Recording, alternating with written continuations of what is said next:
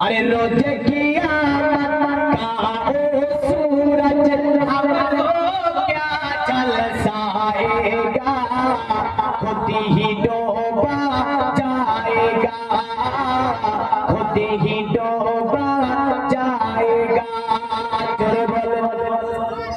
जुल्फ़े मुअम्बर के छाई में करेंगे हमारा मदीना तुझे सलाम, मदीना तुझे सलाम। नूर का सागर, नूर का मागर, नूर का झलका जाम, मदीना तुझे सलाम, मदीना तुझे सलाम। साहिल रहमत का ओ साहिल कैसा होना काम, मदीना तुझे सलाम, मदीना तुझे सलाम। जोरे बोली सुभान अल्लाह। नाम नबी हम लेते हैं और हासिदी क्यों जल जाती है, माथे पे बल आती है, माथे पे बल आती है। उर्दू गजल বোঝা যাচ্ছে? বুঝতে পারছেন তো নাকি শুধু শুধু মাথা নড়া? আমার দিয়ে দেখেন ডিজে বাজে, আমাদের মুর্শিদাবাদে কিছু ডিজে বাজে ক্রিসমাসের সময় পিকনিকের নাম। তো ডিজে বাজায় কি গান যে বাজায় ওর পুরো বুঝে না, বাবু বুঝে না, ওই শুধু বুকে ধরাম ধরাম করে লাগে। আপনার দিকে বাজে গুলো কি ভাষাতে ভরা আছে বলবেন, আর মধ্যে মধ্যে একটা করে শব্দ বোঝা যায় কেডারে, এটা বোঝা যায়, আর শুধু ধরাম ধরাম করে বুকে লাগে। আর ওতে বলবেন নাচে মুসলমানের ছেলেরা। ছি ছি ছি ছি, কত কষ্টের টাকাগুলো, কত কষ্টের টাকা। আর এই টাকাগুলোকে ব্যয় করছে ডিজে বাজিয়ে, পিকনিক করে, পার্ক করে, ট্যুর করে, বিভিন্ন ভাবে স্টাইল মারতে গিয়ে কত টাকা ব্যয় করে ফেলছে। একটু করে ঘুরে ডাইরেক্ট লাগছে তো আজকে মাইক সেটিং পেলাম না। কবি বলে কি জানেন, নামে নবী हम लेते हैं और हासिदी क्यों जल जाती है, माथे पे बल आती है, माथे पे बल आती है।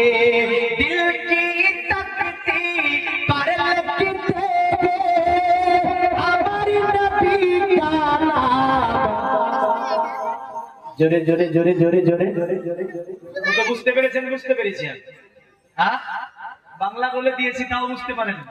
আমাদের অন্তরের মধ্যে লেখা আছে লা ইলাহা, বলেন লা ইলাহা ইল্লাল্লাহ মুহাম্মাদুর রাসূলুল্লাহ। কালবের একদিকে লা ইলাহা ইল্লাল্লাহ, অপর দিকে যার মুহাম্মদ রাসূলুল্লাহ থাকবে ও ব্যক্তি জান্নাতে যাবে। যাবে না? যাবে না? नामे नबी हम लेते हैं और हासिदी क्यों जल जाती है, माथे पे बल आती है, माथे पे बल आती है। दिल की तकती पर लगते हमारे नबी का नाम, मदीना तुझे सलाम, मदीना तुझे सलाम।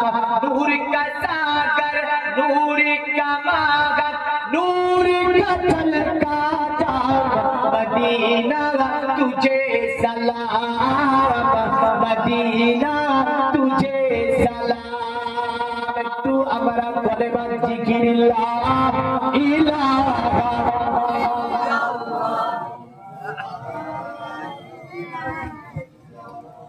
ला इलाहा इल्लल्लाह, ला इलाहा इल्लल्लाह, ला इलाहा इल्लल्लाह मुहम्मदुर রাসূলুল্লাহ।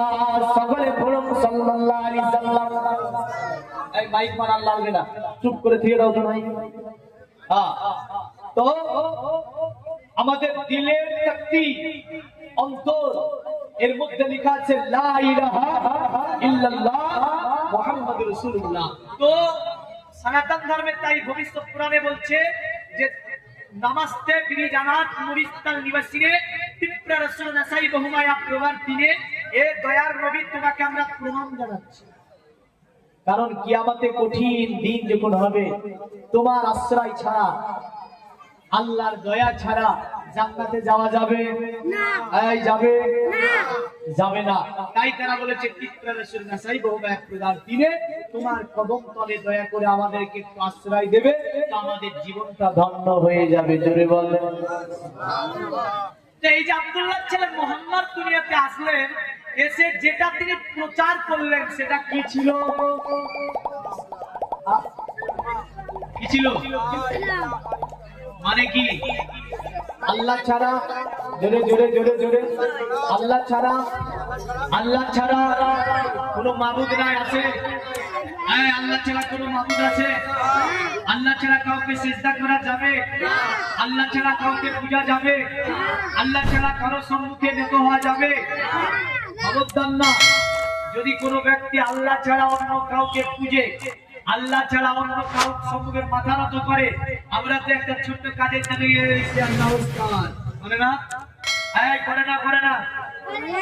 কিসের জন্য? মাল পাবে। সূরা আলে ইমরান আল্লাহ বলছে দুনিয়ার মালগুলো তোমাদের জন্য পার্থিব জগতেরই মাল, এ তোমার জীবনের কাজ দেবে না। কিন্তু মনে রেখো তোমার জন্য আল্লাহর কাছে আশ্রয়, উত্তম আশ্রয় স্থল রয়েছে। জোরে বলেন সুবহানাল্লাহ। আমরা যে মাথা নত করবো একমাত্র আল্লাহর কাছে। খবরদার, নমস্কার করে এভাবে হাত প্রণাম করে কারো সম্মুখে মাথা ঝুঁকাবেন, আপনার কাজ হোক বা না হোক মাথা ঝুঁকাবেন না, খবরদার না। কারণ আল্লাহ ছাড়া কারো সম্মুখে নত হবেন না। আল্লাহ পাকের কোরআন সূরা লুকমান, লুকমান তার বেটাকে উপদেশ দিয়েছিল এটা, ইয়া বুনাইয়া লা তুশরিক বিল্লাহ, ইয়া আমার ছেলে আল্লাহর সঙ্গে কাউকে শরীক করিও না। ইন্না শিরকা লা যুরমুন আযীম, নিশ্চয় শিরক হচ্ছে মস্ত বড় গুনাহ। পৃথিবীতে শিরকের গুনাহ হচ্ছে সবচেয়ে মস্ত বড় গুনাহ, কিন্তু আমরা শিরক করি না। আমরা শিরক বলি করি না, কিন্তু অনেক কাজে শিরক আছে না নাই? আছে না নাই? পূজার, আমি নদিয়া প্রোগ্রামে যাচ্ছি, তো এই যে পূজা চলছিল অনুষ্ঠান করলে, এই পূজার অনুষ্ঠানে এত ভিড়, শেষের দিকে দেখা যাচ্ছে মুসলমানের ছেলেরা বেশি আছে, বুঝলেন? মুসলিম ছেলেরা গিয়ে ভিড় করছে। শিরকের গুনাহ হবে না? বাদাম, জিলাপি, বিভিন্ন ওখান থেকে বাজার করছে, একটা পূজার মেলাতে গিয়ে মুসলমানের ছেলে, তুই নামের মুসলমান, তুই নামের মুসলমান, কাজের মুসলমান হতে পারিস কিন্তু, কারণ এগুলো সব কিছুতে শিরকের গুনাহ হবে। খবরদার, এই সমস্ত কাজ থেকে আমার মুসলমান সমাজকে আল্লাহ হেফাজত করে। সকলে বলেন আল্লাহুম্মা আমিন বলতে হয়। কোথায় সুবহানাল্লাহ বলতে হয়, কোথায় আল্লাহুম্মা আমিন বলতে হয়, কোথায় আলহামদুলিল্লাহ বলতে হয়, তাও জানেন? হ্যাঁ, ফেরাউন আল্লাহ দাবি করলো, বলছে কোরআন শরীফের তাফসীর চলছে, আর নিচ থেকে শ্রোতা বলছে সুবহানাল্লাহ। হ্যাঁ, কোরআন শরীফের তাফসীর বলছে যে ফেরাউন আল্লাহ দাবি করলো, শ্রোতা বলছে সুবহানাল্লাহ। এর সুবহানাল্লাহ বলতে হয়, কি বলতে হয়? নাউযু বিল্লাহ। হ্যাঁ, কোথায় সুবহানাল্লাহ বলতে হয়, কোথায় আমিন বলতে হয়, আল্লাহুম্মা আমিন। আমাদের মধ্যে কিছু শ্রোতা জানে, সকলে জানে, এগুলো জানা দরকার আছে না নাই? আছে বাপ। আমি আসি ওই জায়গাটাই যে আমার নবীজি সাল্লাল্লাহু আলাইহি ওয়াসাল্লাম আসলেন যে প্রচার করতে, সে প্রচারটা ছিল লা ইলাহা ইল্লাল্লাহ মুহাম্মাদুর রাসূলুল্লাহ সাল্লাল্লাহু আলাইহি ওয়াসাল্লাম। কারণ আমার নবীজি এসে বললেন, শোনো, তোমরা যে 360টি ভূত রেখেছো কাবার মধ্যে, বেদে বলেছে কান্নেস্তে দেহুতুঙ্গানা প্রাপন্ন দেবতা তং তং নামাস্তে প্রাকিতনাতা সবা। যখন আল্লাহ নবী দুনিয়াতে আসার পরে এক আল্লাহর ইবাদতের জন্য বলতেছিল, এক আল্লাহর ইবাদতের জন্য মানুষকে দাওয়াত দিতেছিল, লা ইলাহা ইল্লাল্লাহ পূজা করতেছিল, যে সময় কাবা মুআজ্জামার মধ্যে ভূতের সংখ্যা ছিল 1 নয় 2 নয় 360টি। আমার নবী নিয়ম অনুসারে কাবার মধ্য থেকে সব ভূতগুলোকে বের করে আমার নবী যেন পরিষ্কার করে দিয়েছে। জোরে বলেন সুবহানাল্লাহ। লা ইলাহা ইল্লাল্লাহ মানে হচ্ছে আল্লাহ ছাড়া কোনো মাবুদ নাই, আল্লাহ ছাড়া কোনো ইলাহ নাই। আল্লাহ পাকের কোরআনের শব্দ এটা। আমার আল্লাহ যেমন বলছেন এইভাবে, আল্লাহু লা ইলাহা ইল্লাহু, উনি আল্লাহ, যিনি ছাড়া আর কোনো ইলাহ নাই, যিনি ছাড়া আর কোনো মাবুদ নাই। হাইয়ুল কাইয়্যুম, চিরজীবী, অন্যান্যদেরকে তিনি অধিষ্ঠিত করে রেখেছেন। এটা শুধু যে আপনার কোরআনের কথা তা নয়, কোরআনে বলেছে আল্লাহ ছাড়া কোনো মাবুদ নাই। বেদও আছে আল্লাহ ছাড়া কোনো মাবুদ নাই, কারণ আল্লাহ ছাড়া অন্য কেউ মাবুদ হতে পারে না। জোরে বলেন সুবহানাল্লাহ। জগতের মুমিন মুসলমান তাই তারা অথর্ববেদের মধ্যে বলল, একাম ব্রহ্ম দত্ত নাই না দত্তে কিঞ্জাং, একাম আদ্যাত্তা ন দ্বিতীয় ন তৃতীয় চতুর্থ না পঞ্চমতে না পঞ্চম না ষষ্ঠম সপ্তম না পঞ্চমতে না অষ্টম না নবম দশম না পঞ্চমতে জয় চন্বেদ মে কে প্রেতাং বেদ। তারা বলল শুনে রেখে দে, আমাদের পৃথিবীর জমিনে আল্লাহ যিনি হবে তিনি এক, আল্লাহর কখনো দ্বিতীয় হবে না, আল্লাহর কখনো তৃতীয় হবে না, আল্লাহর কখনো চতুর্থ হবে না, আল্লাহর কখনো পঞ্চম হবে না, আল্লাহর কখনো সপ্তম হবে না, আল্লাহর কখনো অষ্টম হবে না, আল্লাহর কখনো নবম হবে না, আল্লাহর কখনো দশম হবে না। জয় তো বেদনে কৃতং বেদ, তাকে যারা এক বলিয়া জানিবে তাহারাই তাকে প্রাপ্ত হইবে। অতএব আল্লাহকে যারা এক বলিয়া জানিবে তাহারাই আবার আল্লাহকে পেয়ে যাবে। জোরে বলেন সুবহানাল্লাহ। আল্লাহ যে এক সেটা এটা কোরআনের কোনো কথা না নয় গো। আল্লাহ এক, এটা আপনার বেদও আছে আল্লাহ এক।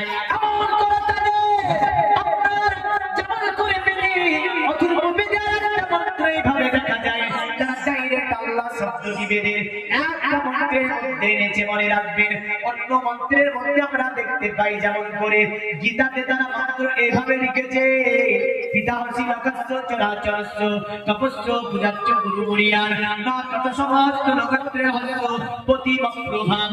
অতএব আল্লাহ যিনি সকলের মালিক, আল্লাহ যিনি সকলের অতএব পিতা, আল্লাহ যিনি সকলের অতএব তিনি দাতা, আল্লাহ যিনি তিনি এমন যে তিনি হচ্ছে সকলের গুরু। পূজা করতে হলে ওই আল্লাহরই পূজা করতে হবে। পূজা কার হবে?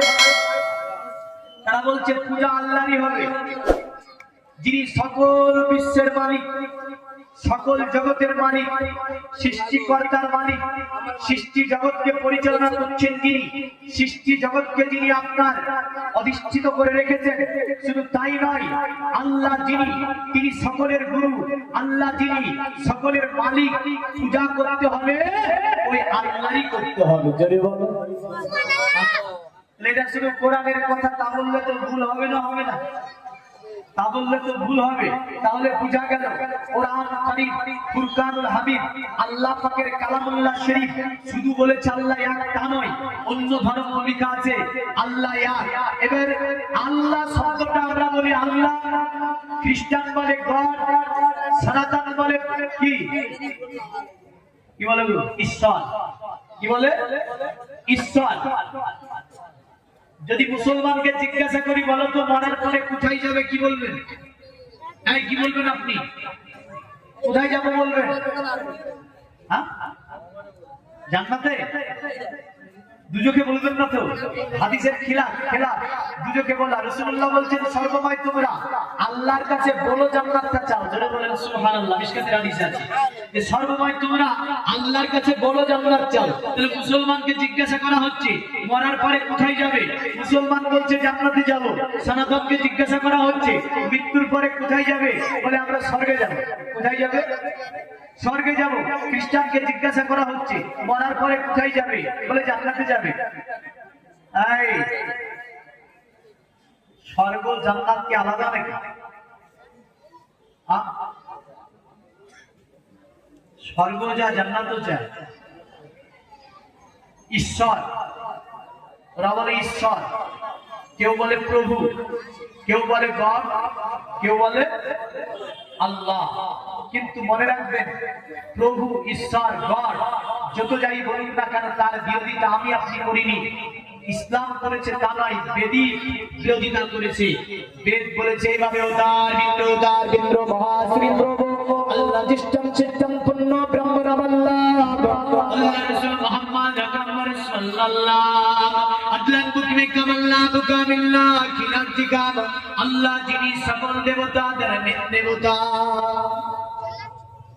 সকল দেবতার মেন দেবতাকে আল্লাহ। আল্লাহ রাসূল মুহাম্মদ অতি বরণীয় নবী, তাকে মানতে হবে, তাকে জানতে হবে। বরস্য আল্লাহ আল্লাহ, আল্লাহই হচ্ছে আল্লাহ। আল্লাহ যিনি আল্লাহ, ওই আল্লাহ, ওনাকে গড, ঈশ্বর, প্রভু নয়, তিনি আল্লাহ। মানে আল্লাহকে আল্লাহ বলেই জানতে হবে। জানেন, বলেন সুবহানাল্লাহ। আল্লাহকে কি বলে জানতে হবে? আল্লাহ বলেই জানতে হবে। আদলান দুকমে কামাল্লাহ বিকামিল্লাহ কিরাতিকাম তারামুল্লাহ আল্লাহ বায়াকাই নিরাজনী রাতার আহমদশরী। তার সঙ্গে কারো শরীক করা যাবে? কারো শরীক করা যাবে না। বেদে ডাইরেক্ট আল্লাহ শব্দ ব্যবহৃত হয়েছে, হ্যাঁ, তবে বেদের অন্য মন্ত্রের মধ্যে এভাবে এসেছে, জাত তদা বন্দা যস্য বিশ্ব যচ্ছয়ে মৃতং যস্য দেবা যচ্ছয়ে মৃতং যস্য মৃতো। বলে এই বিশ্ব ভূমণ্ডলটাকে যিনি সৃষ্টি করেছেন, বিশ্ব জাহানকে যিনি সৃজন করেছেন, তিনি হচ্ছেন এই বিশ্ব জগতের মালিক, যিনি মৃত্যুর পরে বান্দাকে জান্নাত দেবে, যিনি মৃত্যুর পরে বান্দাকে স্বর্গে দেবে, তিনি এই বিশ্বকে সৃজন করেছেন। তিনি কে? ইঙ্গিত দিয়ে পাওয়া যাচ্ছে তিনি আল্লাহ। তিনি কে? তিনি হচ্ছে আল্লাহ। এখন আমি আসি এই আল্লাহ রাসূল মুহাম্মদকে নিয়ে কিছু কথা সামনের দিকে আগাবো। তবে দেখেন, আমরা মুসলিম, কি গো আমরা মুসলিম, আমাদের মন মানসিকতা আবু বকরের মত হওয়া চাই না? চাই না? চাই না? চাই না? আমাদের মন মানসিকতা হবে কার মতো? আবু বকরের মতো, উসমানে গনির মতো। আরবের একজন ব্যক্তির নাম বলি, খুব মনোযোগ দেবেন, বুঝে নেবেন। তাহলে একজন ব্যক্তি ছিল কুহাফা। তো কুহাফা একটা ছোট্ট ছেলে হাতকে ধরে নিয়ে, স্ত্রীর নাম ছিল সালমা। সালমাকে বলে, সালমা আমার ছেলেকে সাজিয়ে দাও। স্ত্রীকে বলছে কোথায় যাবে? বলে পূজা দিতে যাব। মন্দিরে পূজা দেবে। সালমা বাচ্চাকে সাজিয়ে দিল। কুহাফা হাতটাকে ধরে টানতে টানতে নিয়ে যায়। যাবার পরে আপনার মন্দিরের সম্মুখে কুহাফা পৌঁছে গিয়েছে। কুহাফা যাবার পরে বললেন, মন্দির মূর্তি করা আছে, মূর্তির সম্মুখে মাথা নত করে। পাশে 8 বছরের বালকটা বলে, এ আব্বা তুমি কাকে মাথা নত করো? বলে, কেন? এটা আমাদের আল্লাহ, এটা হচ্ছে আমাদের মাবুদ, এর সম্মুখে মাথা নত করতে হবে।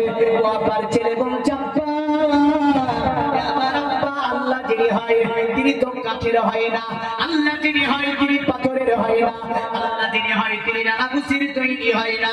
কুহাফা বলছে, আমার ছেলে, এটা তোমাকে কে বললো? বলে, আমার পিতা। আমার পিতা। শোনো, আল্লাহ যিনি হবে তিনি এমন করে চুপ করে থাকবে না, এগুলো তো আরবের মানুষের তৈরি। বললে, আমার পিতা, এগুলো কখনো আল্লাহ হতে পারে না। কুহাফা ছেলেকে বলছে, আমার ছেলে, যতক্ষণ পর্যন্ত তুমি তোমার মাথাকে নত না করবে, আমি তোমাকে বাড়ি নিয়ে যাব না, মন্দিরের মধ্যে বন্ধ করে রাখবো। কুহাফা মন্দিরের গেটকে খুললো। খোলার পরে 8 বছরের ছেলে তাকে আপনার ওই মন্দিরের মধ্যে আপনার ধরে দিল। আপনার 8 বছরের বালকটা আর অন্য কেউ ছিল না গো। এই 8 বছরের বালকটা যিনি ছিলেন, তিনি আমার নবীজির প্রথম সাহাবী, যার নাম ছিল আবু বকর সিদ্দিক রাদিয়াল্লাহু তাআলা আনহু। বাবার নাম ছিল কুহাফা, মায়ের নাম ছিল সালমা। 8 বছর বয়সে বাবা পূজার জন্য আহ্বান করে, কিন্তু বালকটা প্রশ্ন করেছিল, আল্লাহ এগুলোর পূজা তো হয় না, আপনার কুহাফা কি আবু বকরকে মন্দিরের মধ্যে বন্ধ করে দিল। মন্দিরের মধ্যে বন্ধ করে দিয়ে ওয়াফা বাজারের দিকে চলে গেল। আবু বকর দাঁড়িয়ে আপনার মন্দিরের মূর্তিকে বলছে, হে আমার পিতার মাবুদ, হে আমার মায়ের মাবুদ, আমি আবু বকর আমি পিপাসিত আছি, এক গ্লাস কি পানি পান করানো যাবে? কিন্তু মূর্তি তো কথা বলতে পারে না। কাঠের মূর্তি না ভুসির মূর্তি, পাথরের মূর্তি চুপচাপ দাঁড়িয়ে আছে। ওগো জগতের মুমিন মুসলমান, আল্লাহ নবী প্রথম সাহাবী আবু বকরের যদি আপনি জীবনীটা দেখেন, আপনার জীবনটা ধন্য হয়ে যাবে। এ থেকে যদি একটু উপদেশ নিতে পারেন, জীবন সার্থক হয়ে যাবে। এই কারণে নবীজি বলেছেন, সাহাবী কানুজুর, আমার প্রতিটি সাহাবী হচ্ছে তারকার মতো, যাকে ইচ্ছা অনুসরণ করো তোমরা হিদায়াত পেয়ে যাবে। রাতে আবু বকর তিনি আপনার যখন পানি চেয়েছে, আপনার পানি তো দিতে সক্ষম নয়। আবু বকর বলে, কি ব্যাপার, তুই নাকি আরবের মাবুদ, আরবের মাবুদ, আমাকে এক গ্লাস পানি কেন পান করাস না? সঙ্গে সঙ্গে আবু বকরের কথায় কোনো উত্তর না দেওয়ায় বাচ্চা ছেলে একটা পাথর উঠিয়ে মূর্তির দিকে ছুড়ে দিল। মূর্তির নাকে লেগে নাকটা ভেঙে গেল। আবার বলছে, আমার পিতার মাবুদ, আরবের মাবুদ, নিজেকে নিজে রক্ষা করতে পারিস না? আমি বাচ্চা ছেলে, তোর দিকে পাথর মারি, কিন্তু তুই নিজেকে নিজে বাঁচাতে পারিস না। সঙ্গে সঙ্গে আবার আবু বকর আরেকটা পাথর নিয়ে মূর্তির দিকে ছুড়ে দিয়েছে। হাতে লাগলো, হাতটা ভেঙে গেল। ইতিমধ্যে মন্দিরে গেছে, কুয়াফা এসে হাজির হয়ে গেল। কুয়াফা দেখছে, কে বললাম পূজা করতে, পূজা করলো না, আবার দেখি পাথর মারে। বেগর ছেলে কোথাকার, পাথর মারে মূর্তিকে, মাবুদকে পাথর মারে। তো বলছে, আব্বা, পাথর যদি নিজেকে নিজে বাঁচাতে না পারে, তোমাকে কি করে বাঁচাবে? ওকে মারি আমি, তো আমার এই পাথরকে নিজে প্রতিহিত করতে পারলো না, তোমাকে কি করে বাঁচাবে?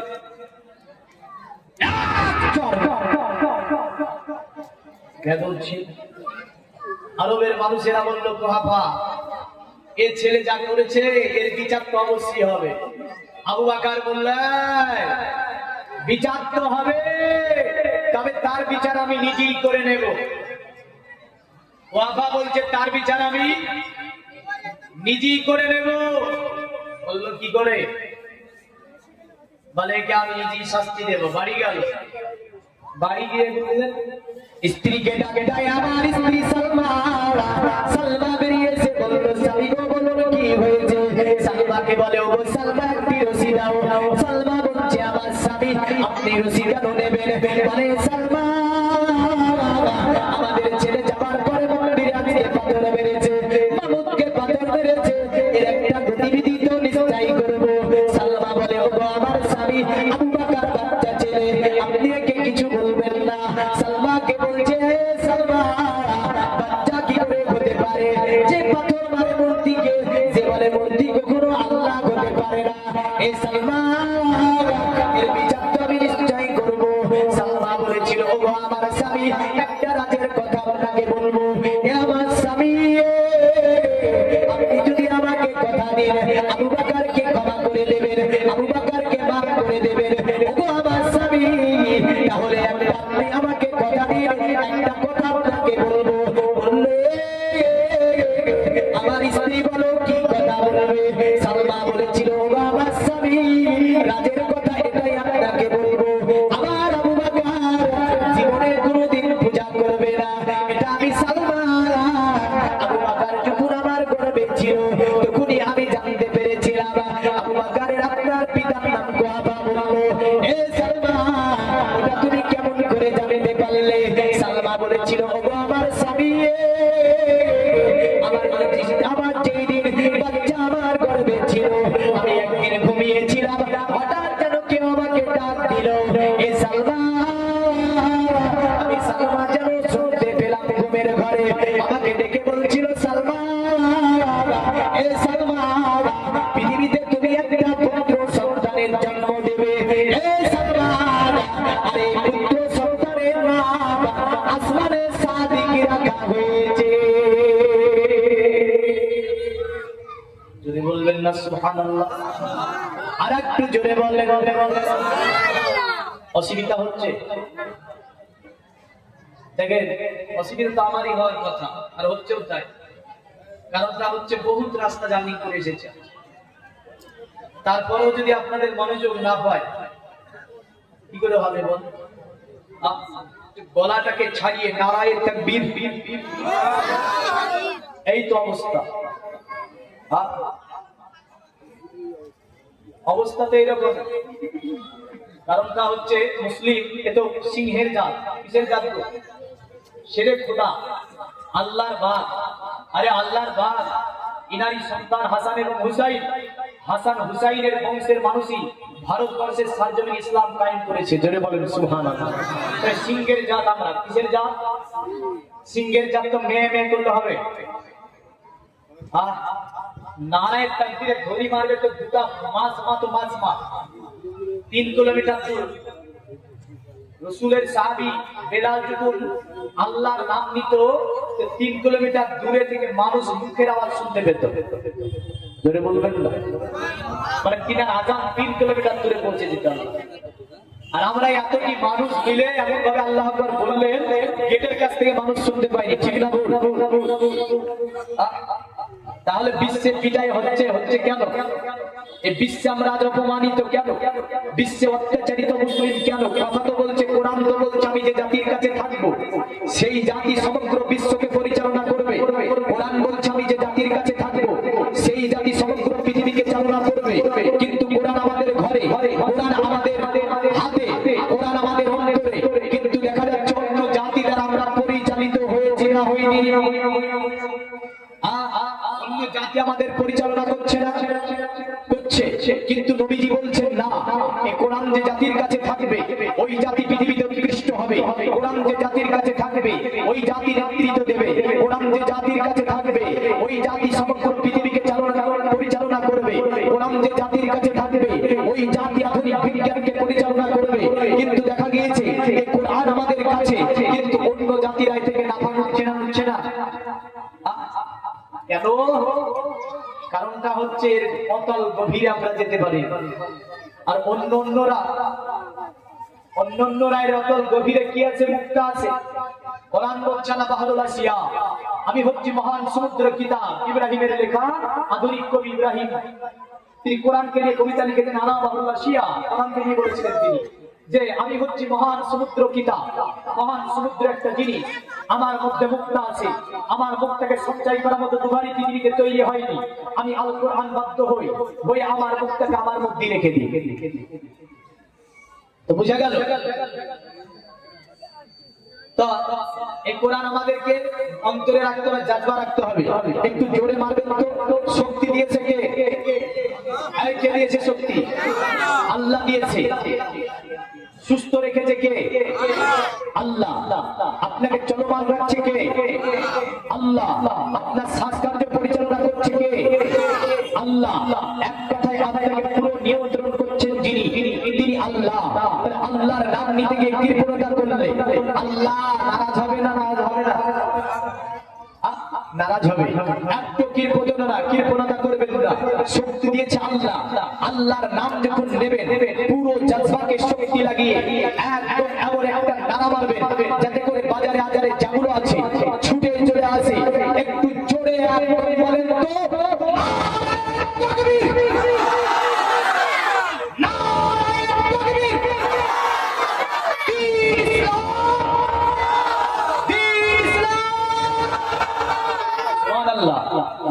আলহামদুলিল্লাহ, শক্তি একটু লাগিয়েছে, বুঝলেন? কারণ যে কোনো কাজ যখন করবেন শক্তি লাগিয়ে করবেন। আমি ছিলাম যে জায়গাটায় আবু বকর সিদ্দিক আকবর রাদিয়াল্লাহু তাআলা আনহুর কাছে। দেখেন, আবু বকর সিদ্দিক আকবর রাদিয়াল্লাহু তাআলা আনহু তিনি যখন কথা বললেন, সালমা বলল আমার গর্বে যখন ছিল কেউ আমাকে বলেছিল যে ইনি সমস্ত মুমিনদের নেতা হবে। জোরে বলেন সুবহানাল্লাহ। আবু বকর সমস্ত মুমিনদের নেতা না? নবীজি বলছেন আমি সবচেয়ে বেশি যাকে ভালোবাসি তার নাম কি? আবু বকর সিদ্দিক রাদিয়াল্লাহু তাআলা আনহু। আর তিনি হচ্ছেন সাদিক, সত্যবাদীদের নেতা।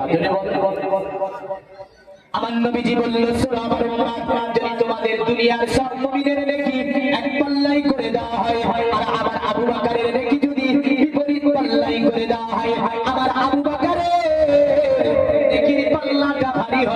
বলেন সুবহানাল্লাহ। ঘটনা সম্মুখে আনবো, তবে গভীর মনোযোগ চাইবো আপনার কাছে। তবে বেদ কোরআন থেকেও কিছু আমি রেফারেন্স দেওয়ার চেষ্টা করবো, কারণ আমার নবীজি সাল্লাল্লাহু আলাইহি সাল্লামের প্রথমতম সাহাবী যিনি আবু বকর, যিনি আমার রাসূলুল্লাহর হিজরতে সাথী হয়েছিলেন। আপনার হিজরতের ব্যাপারে আপনার ভবিষ্যৎ বেদের মধ্যে এইভাবে আছে, ষষ্ঠী সহস্রমাবতী চকরম আর সুদম্মহে, মানে তিনি ৭০৯০ জনের মধ্যে আমরা যাকে পেয়েছিলাম তিনি হচ্ছেন কোরআন। নবীর আরেকটা নাম পেলাম কোরআন। কি নাম? কোরআন। কোরআন শব্দটি হচ্ছে সংস্কৃতির শব্দ। বেদে কোরআনও বলেছে, সৃষ্টি বলেছে, বলেছে, মানে নারাসান বলেছে। আবার মাহমাদ শব্দটিও বেদের মধ্যে আখ্যায়িত করা হয়েছে, মাহমাদ শব্দটিকে আনা হয়েছে। জোরে বলেন। কোরআন শব্দের অর্থ হিজরতকারী, কোরআন শব্দের অর্থ দেশ ত্যাগী। হিজরতকারী তিনি কে? মুহাম্মদ সাল্লাল্লাহু আলাইহি সাল্লাম। আরেকটা নাম বেদে আছে, কোরআনে যেমন বলেছে না ওয়ামুবাশশিরাম বিরাসূলি ইয়াতি মিন বাদি ইসমুহু আহমদ। আছে না নাই? হ্যাঁ আছে না নাই?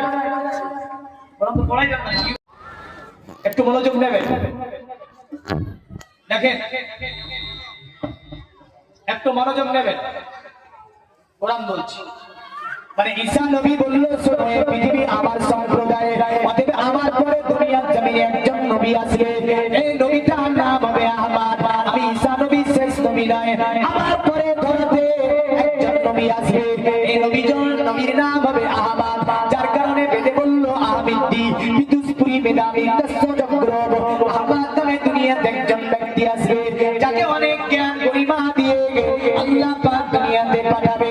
মানে তিনি সমস্ত টিচার হবে, বিশ্বের শিক্ষক যিনি হবে তিনি হচ্ছে আহমদ। আহমদ নামও সনাতন ধর্মে পাওয়া যায়, মোহাম্মদ নামও পাওয়া যায়, নারাসান নামও পাওয়া যায়, ষষ্ঠী নামও পাওয়া যায়, কোরআন নামও পাওয়া যায়।